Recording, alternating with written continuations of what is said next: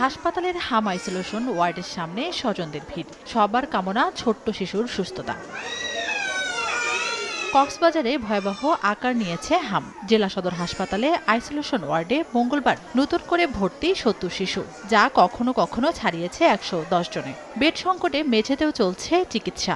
অভিভাবকদের দাবি, অতিরিক্ত রোগীর চাপে মিলছে না যথাযথ সেবা। ওরা বলছে যে সুস্থ হয়ে যাবে, কিন্তু বাসায় গিয়ে দেখতেছি আবার সেম অবস্থা। এই জন্য ৭ দিন পর আবার এখন নিয়ে আসছি। নার্সদেরকে ডাকলে আমাদেরকে আরো কি বকা দেয়, ওরা ঠিকমতো আমাদের বাচ্চাদের সেবা যত্ন দিচ্ছে না। তবে হাসপাতাল কর্তৃপক্ষ বলছে, সীমিত সক্ষমতার মধ্যেও চলছে সর্বোচ্চ সেবা দেওয়ার চেষ্টা। আমরা সর্বাত্মকভাবে চেষ্টা করছি আইসোলেশন ওয়ার্ডটা সার্বিকভাবে পরিচালনা করার জন্য। যদিও এখানে ২০ বেড, কিন্তু ৮৭টি বাচ্চা যেহেতু ভর্তি আছে, আসলে কিছুটা হিমশিম আমাদের খেতে হয়। রংপুর মেডিকেল কলেজ হাসপাতালেও বেড়েছে হামের উপসর্গ ও আক্রান্ত রোগীর সংখ্যা। আলাদা ৩টি আইসোলেশন ওয়ার্ড খোলা হলেও এক বেডে ৩ শিশুকে চিকিৎসা দেওয়ায় মিলছে না কাঙ্ক্ষিত সেবা।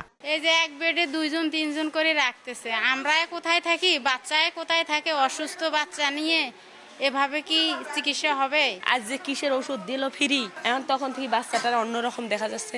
একটা কথা কি টেনশনে আছি ভাই। এদিকে গাইবান্ধেও বাড়ছে হাম আক্রান্ত রোগীর সংখ্যা। জ্বর ও শরীরে ব্যথা, শরীরে লালচে র্যাশ দেখা দিলে শিশুদের নিয়ে হাসপাতালে ছুটছেন অভিভাবকরা। জ্বর খেতে পারে না, ওই যে চোখ ফুলিছে, তারপরে গলা ব্যথা, জ্বর, গায়ে ব্যথা, লাল লাল রেশ বেড়েছে।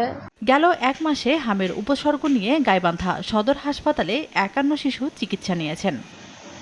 তানজিনা তাসনিম, সময় সংবাদ।